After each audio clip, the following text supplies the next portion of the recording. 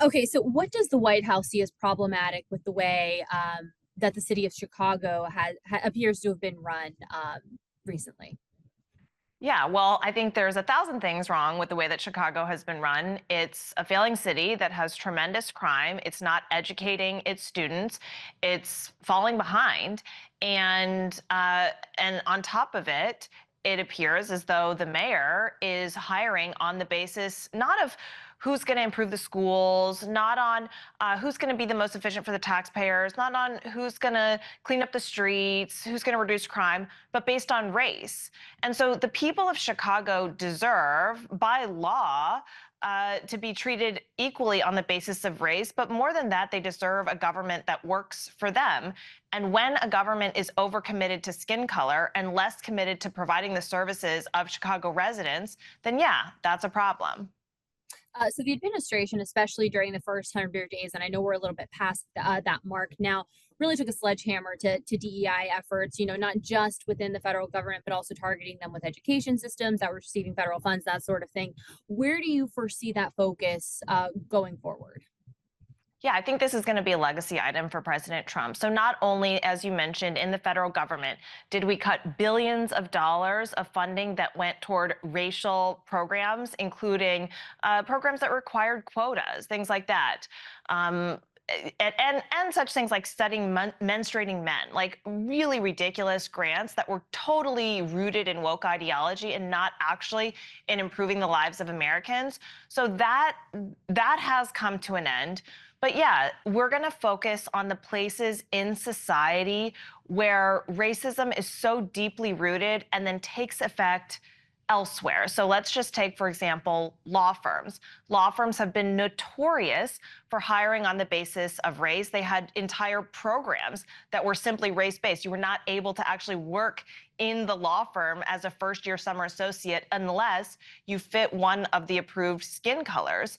Even, being a female doesn't count. It had to be an approved skin color. So that type of thing, when law firms are the gatekeepers for the law, the people who become your lawyers, that shapes the justice system. The justice system shapes everything that we experience. Same with schools. If schools are hiring or admitting students on the basis of race, that shapes who the next generation of leaders are going to be. That shapes who has opportunity and who doesn't. And I will note one very unfortunate fact about race-based admissions in universities, which we are very committed to ending.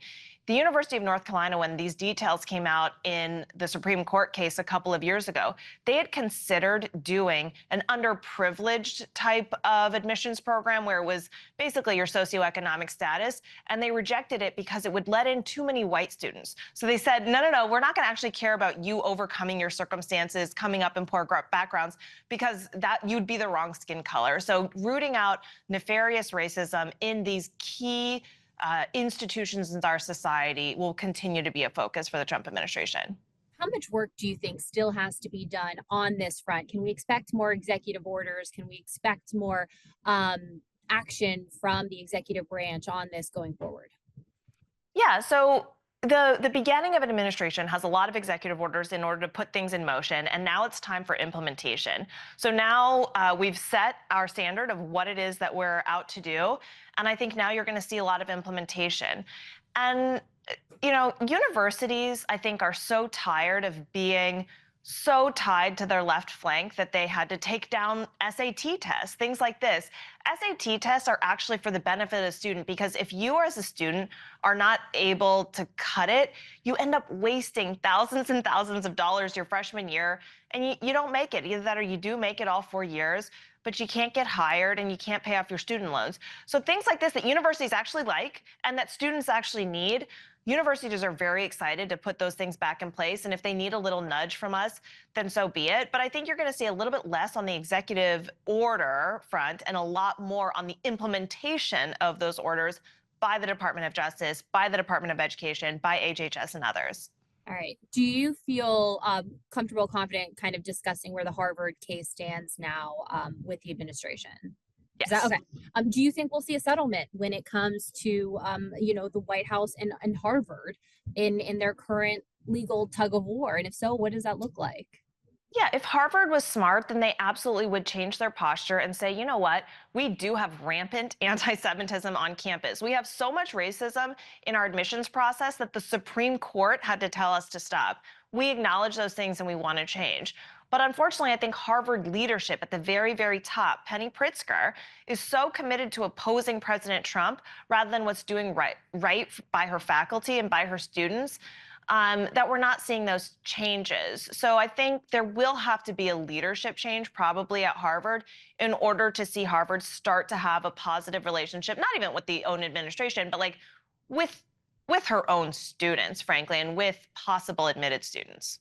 And you mentioned law firms specifically as an example that might not be getting as much attention per se outside of the education sphere, which I know is making a lot of headlines as well. Looking at companies, some we've seen a lot of rollbacks in line more with President Trump's views on DEI, but some companies, Costco and Starbucks, are really doubling down. Could we see the federal government getting involved there at all? And if so, kind of what would that look like? Right. So Title VII was passed during the Civil Rights Act, and it says that you can't discriminate on the basis of race in hiring, promotions, employment activity. And if companies like Starbucks and like Costco are violating Title VII, then the way that that looks is the EEOC, the Equal Employment Opportunity Council, first takes a look, and then they can bring charges. We'll be following the Title VII process and definitely looking into these private companies.